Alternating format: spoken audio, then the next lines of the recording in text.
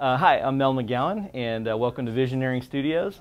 We're here as part of a national ministry group called Provision Ministry Group, and our mission is to design and develop Christ-centered communities around the world. Visioneering was founded over 5 years ago, specifically with the idea of kind of launching the bar from a kingdom perspective. As we looked at the landscape of church architecture, we kind of became disappointed at the amount of kingdom and ministry dollars that were being spent and not always having the intended results.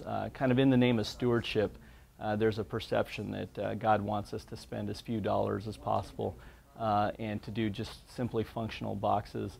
And we've learned in our previous experience that you can spend the same amount of money but have two completely different results. The process starts with a phase that we borrowed from our theme park and hospitality design days, which is called the blue sky phase.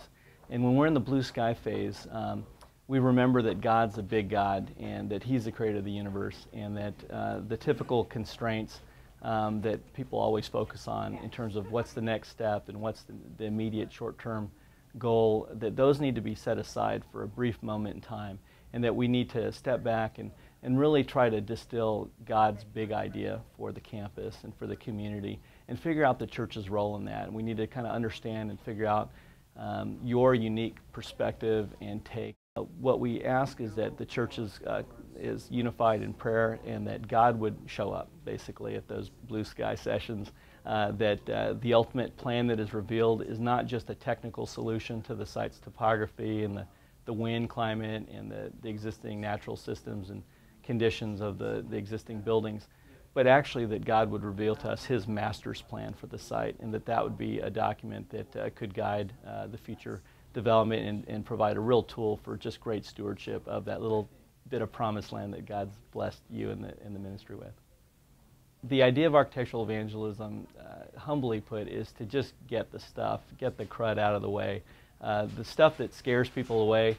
You know, we've seen people spend a lot of kingdom money and, you know, hard-earned dollars on, you know, for example, buying a Walmart building and putting up a fiberglass steeple and cross and having this kind of overscaled, oversized monstrosity that ends up clearly communicating to people that, you know, if you're put together, if you look like that nice, clean Christian family and you're dressed right, you're welcome. But for that average guy coming down the street, that does nothing to not scare him away. We are really excited to work with Southern Hills. Just the phrase, God's community front porch, deeply resonates with me and the rest of my team. You know, in thinking about the word church and architecture, I remember my first opportunity to be introduced to, I think, God's definition of church, or as the Bible calls it, ecclesia. I was a high school student following some cute girls to a Christian punk rock concert, and the singer of the band basically just announced that Jesus said, where 2 or 3 are gathered in my name, I'm going to be there. And he just told me that, well, guess what? You're in church. And I had no idea that that's what church could be.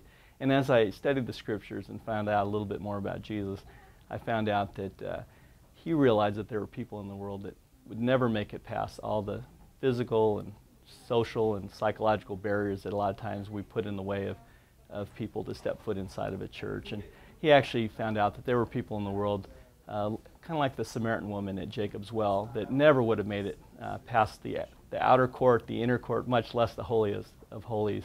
And he basically decided to come to her at the town front porch, the community gathering place, the town well, and to introduce her to the creator of the universe, and to just, you know, show some real love and open up a relationship with her. For so long, American, or particularly evangelical American church design has been based on this modern mall concept of building this one big monster structure surrounded by an ocean of parking. And the reality is that people, especially the unchurched and people that aren't already on the inside, really kind of view those types of monster megachurch type structures with some level of suspicion and concern.